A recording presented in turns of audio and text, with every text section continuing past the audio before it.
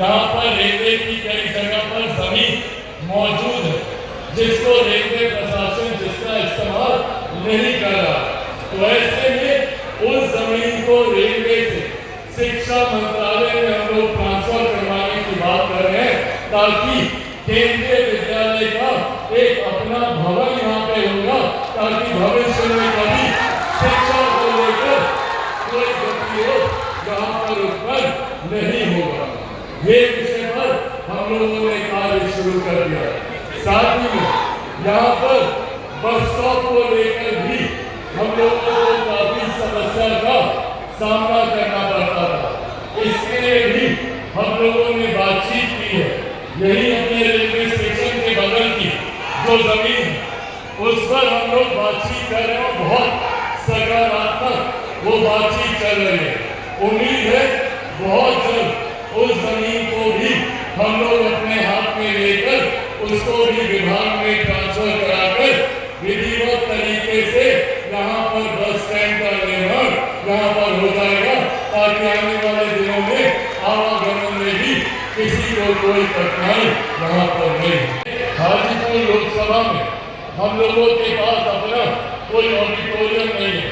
जैसे अलग अलग जिले में इस तरीके की सभाएं कार्यक्रम करने के लिए अच्छे ऑडिटोरियम बने हुए हैं। हम लोगों के पास अभी ऐसी कोई व्यवस्था नहीं है। उसके लिए भी हम लोगों ने जमीन यहाँ पर चिन्हित कर ली है। हम लोगों ने जिला प्रशासन के माध्यम से प्रदेश के पास भी उसका प्रस्ताव जा चुका है। उप मुख्यमंत्री विजय सिन्हा जी से भी इस बारे में सकारात्मक हम लोग की बातचीत हो चुकी है। इसके ऊपर भी जल्द निर्माण कार्य एक अपना ऑडिटोरियम हम लोग को यहाँ पर जल्द मिले।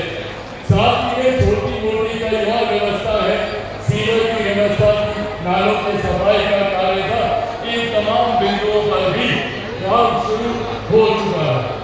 आप लोगों को ये तमाम बातें बताने का मात्र एक उद्देश्य, एक कारण है ताकि आप लोगों को इस बात का विश्वास हो कि एक केंद्रीय मंत्री के नाते मेरी जिम्मेदारियां अलग हैं, पर एक सांसद होने के नाते मेरी बड़ी जिम्मेदारियां हैं। जिस विश्वास से आप लोगों ने मुझे चुना है, आप लोगों के विश्वास पर हर कदम पर खरा उतरूंगा, ये बात आप लोगों से करने जाता हूं। आप लोगों से मैं जरूर करूंगा कि आने वाले दिनों में हाजीपुर लोकसभा को कैसे हम लोग देश की सबसे विकसित लोकसभा बनाए, जहाँ पर अलग अलग बिंदुओं पर कैसे हम लोग कार्य करें। शिक्षा का क्षेत्र हो, रोजगार का क्षेत्र हो, उद्योग लगाने की बात हो, बेसिक इंफ्रास्ट्रक्चर को कैसे यहाँ पर बेहतर किया जा सकता है, सिंचाई को लेकर, किसानों को लेकर, इन तमाम बिंदुओं पर हम लोगों ने काम करना हम लोगों ने शुरू कर दिया है ताकि आने वाले दिनों में चौमुखी विकास की ओर हम लोगों की हाजीपुर लोकसभा तीव्र गति से आगे बढ़े।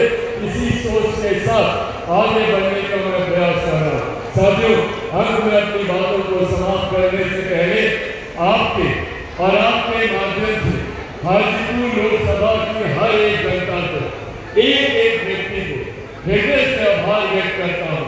मैं उन लोगों का तो आभार व्यक्त करता ही जिन्होंने वोट के रूप में मुझे अपना आशीर्वाद देने का काम किया, पर उन लोगों को भी ये विश्वास दिलाता हूँ संभवतः जिनको मेरे पहले चुनाव में मुझ पर विश्वास नहीं होगा, संभवतः जिन्होंने अपना आशीर्वाद वोट के रूप में मुझे नहीं दिया होगा, उन लोगों को भी मैं विश्वास दिलाता हूँ कि आने वाले 5 सालों में आप सबका दिल जीतकर यहाँ से जाऊंगा। ये वादा हाजीपुर के हर एक मतदाता से करता हूँ। अपने हो जितने सबके लिए हम लोग काम करने का हम लोग प्रयास करेंगे, ये विश्वास आप सबको मैं दिलाता हूँ। और अंत में इतना आप लोगों से जरूर कहूँगा कि आप लोगों की मेहनत की इस मंच पर मौजूद तमाम साथियों का, तमाम माननीय विधायकों का मैं धन्यवाद करूंगा। गठबंधन के तमाम वरिष्ठ नेताओं का धन्यवाद करूंगा।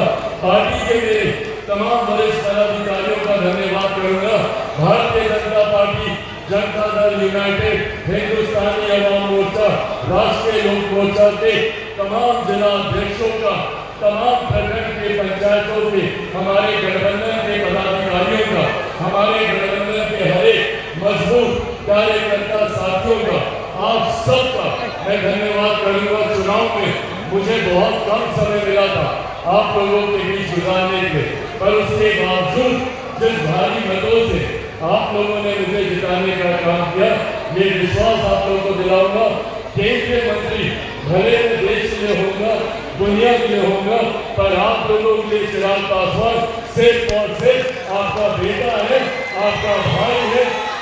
उसी नाते आने वाले 5 सालों में अपनी भूमिका को निभाऊंगा और एक बेटा, एक भाई समझकर ही पूरे हक से आप लोग अपनी बातों को उस तक पहुंचाने का काम कीजिएगा। एक बार फिर से आप लोगों का धन्यवाद करते हुए बहुत बहुत धन्यवाद। जय हिंद, जय बिहार, जय हाजीपुर की जनता। आदरणीय देने का काम करते हैं। आज इस अभिनंदन समारोह के माध्यम से मैं सिर्फ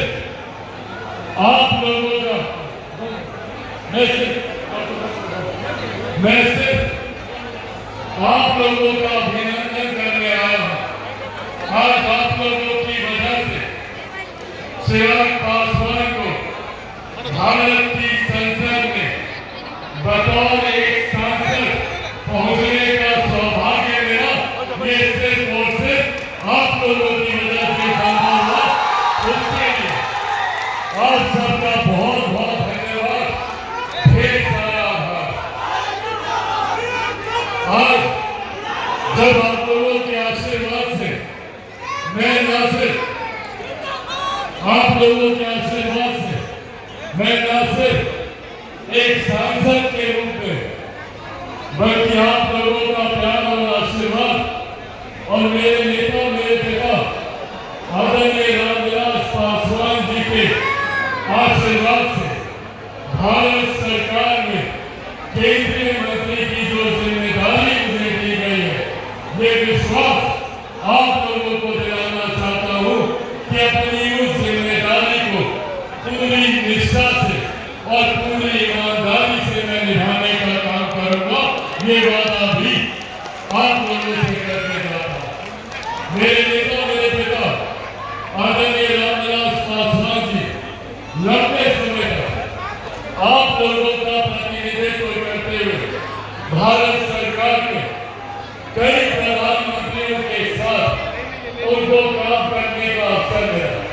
कई प्रधानमंत्रियों के साथ बतौर केंद्रीय मंत्री उनको काम करने का मौका मिला और उनसे भी जितना बन पड़ा देश भर के तो उन्होंने करने का प्रयास किया ही किया। बिहार के लिए खास तौर पर और विशेषकर हाजीपुर के लिए उन्होंने हर संभव प्रयास करने का कार्य किया है, जिसकी चर्चा मैंने जब मैं मंत्री नहीं भी था तब भी इसकी चर्चा मैंने बिहार के माध्यम से हमेशा मैंने करने का कार्य किया। हमेशा मैंने कहा था कि हाजीपुर का केला हो या मुजफ्फरपुर की लीची हो या हमारे यहाँ का आम हो या मखाना हो, ये तमाम ऐसे उत्पादन है जिसके लिए अगर कहीं पे प्रोसेसिंग यूनिट लग जाए, अगर यहीं पर अगर उसकी पैकेजिंग, उसकी मार्केटिंग होने लग जाए, तो न सिर्फ हमारे किसानों को ज्यादा आमदनी मिलेगी, बल्कि राज्य का राजस्व भी बढ़ेगा और साथ ही साथ हमारे युवा साथियों को रोजगार के भी नए अवसर मिलेंगे। आज जब प्रधानमंत्री जी के द्वारा ये विभाग की जिम्मेदारी मुझे दी गई है, जब इसी विभाग की जिम्मेदारी मुझे दी गई तो ये विश्वास आप लोगों को दिलाता हूँ कि जब हर संभव वो कार्य मैं धरातल पर उतार कर आप लोगों को दिखाऊंगा, जिसके माध्यम से न सिर्फ हमारे किसान भाइयों को आने वाले दिनों में ज्यादा आर्थिक लाभ मिलेगा, बल्कि हमारे राज्य का रोजगार के नए अवसर भी मिलेंगे। साथियों, आज 10 के बाद आप लोगों से करके जाना चाहता हूँ। जिस तरीके से मेरे नेता, मेरे पिता आदरणीय रामविलास पासवान जी ने विभिन्न विभागों की जिम्मेदारी निभाते हुए प्राथमिकता गरीब वर्ग के लोगों को मुख्य धारा के साथ जोड़ने की रखी, यही प्राथमिकता मेरी भी रहेगी कि ज्यादा से ज्यादा गरीब परिवार गरीबी रेखा से बाहर निकले।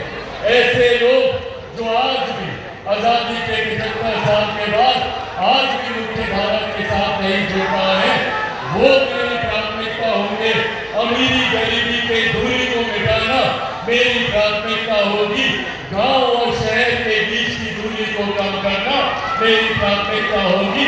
उसी उद्देश्य के साथ आगे बढ़ने का मैं कार्य करूंगा। इन अच्छे कदमों पर चलते हुए ये विश्वास मैं भी आप लोगों को यहाँ से दिलाकर जाना चाहता हूँ। देश भर की ये जिम्मेदारी जरूर है मेरे ऊपर, जहाँ प्रधानमंत्री जी के द्वारा दी गई जिम्मेदारियों को देश भर में भी धरातल पर उतारने का भरपूर प्रयास करूंगा। तो वही बिहार और खास तौर पर आप लोगों ने हाजीपुर लोकसभा की जनता के लिए हर संभव कार्य करने का वादा आप लोगों से मैं करने का उद्योग के माध्यम से ये एक ऐसी जिम्मेदारी है। और चुनाव से पहले भी कई ऐसे ज्वलंत विषय थे जो मेरे संज्ञान में आए। उन तमाम विषयों पर भी मैंने कार्रवाई शुरू की है। केंद्रीय विद्यालय को लेकर हम सब लोग चिंतित थे। ऐसे में मेरी भी चिंता थी। शिक्षा को मैं महत्व देता हूँ और ये मेरे लिए चिंता की बात थी कि केंद्रीय विद्यालय यहाँ पर बंद होने की कगार पर है। पिछले 2 सालों से पहली कक्षा में एडमिशन भी अब वहाँ पर नहीं हो रहा।